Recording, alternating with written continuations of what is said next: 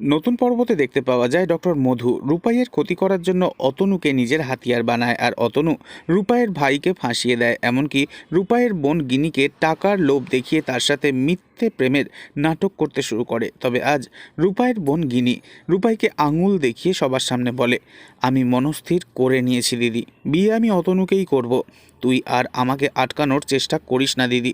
একথা শুনে বাড়ির সবাই চমকে ওঠে। তখন রূপাই ভীষণ কষ্ট পায় ওর ভাই আর বোনকে এভাবে অতলে তলিয়ে যেতে দেখে। রূপাই বলে ওঠে, অতনু আসলে ওদের দুজনকে না মাথা মোড়াচ্ছে।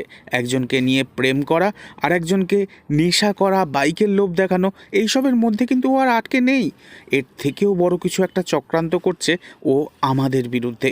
অন্যদিকে দেখা যায় রেহানের কাকিমণি, সে আজ বাড়িতে কনিষ্কাকে বলছে, রূপাইয়ের সাথে লড়াই করে তুমি জিততে পারবে না কখনো কনিষ্কা, তাই ছেড়ে দাও রূপাইকে রূপাইয়ের মতন।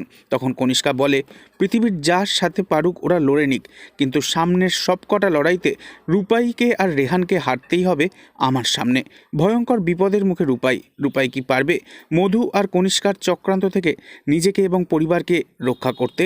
নেক্সট আপডেট জানতে এক্ষুনি সাবস্ক্রাইব করে আমাদের সাথেই থাকুন। ধন্যবাদ।